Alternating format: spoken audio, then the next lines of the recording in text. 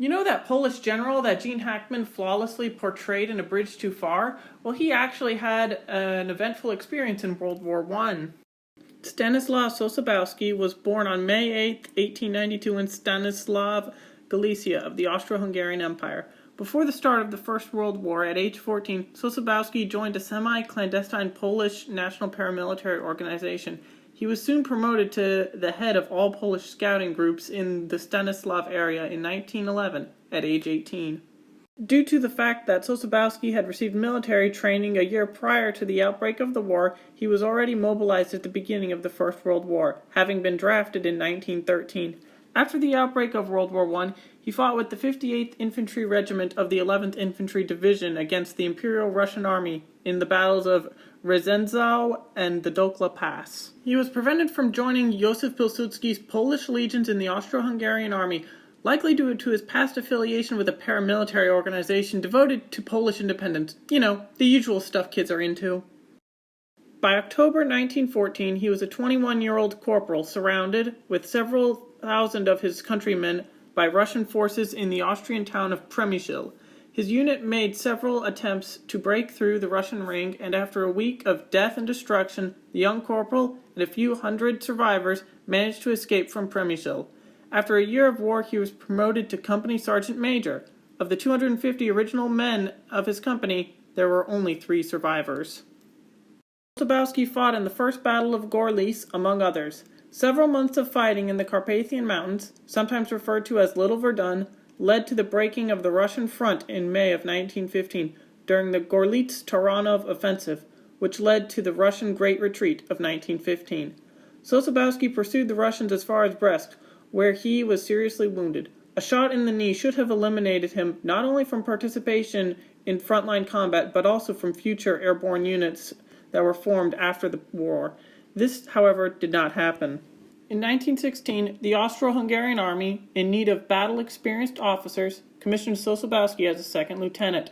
He also received 2 medals for bravery. However, as he was moving about with a cane, the Austro-Hungarian army saw the second lieutenant as of no use in combat.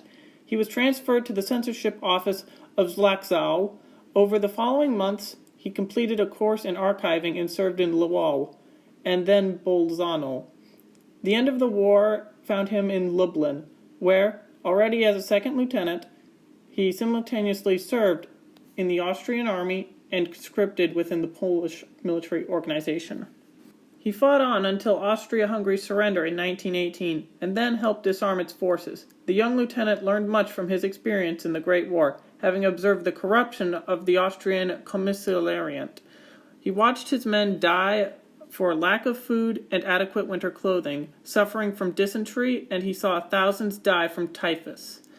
Out of this experience, he formed the opinion that an officer's first duty was to see to the welfare of his men, and that the best way to lead was by example, while doing one's utmost to take care of the common soldier. In October 1918, he took part in disarming Austrian units and securing weapons for the nascent Polish army.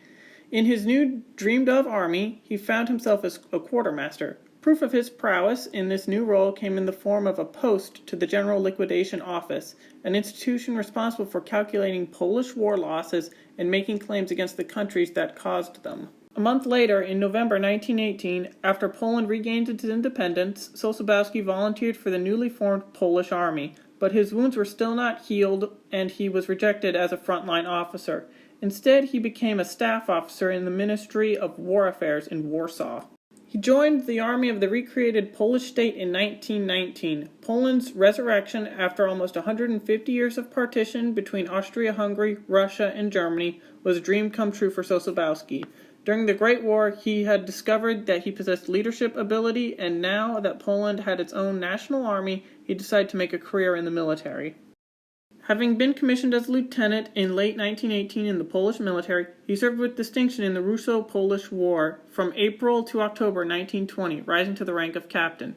He was promoted to the rank of major later on. He went on to study at the High Military Academy in Warsaw and had a stint on the Polish General Staff afterwards. He finally received a field commission in 1928, taking command of the 75th Infantry Regiment.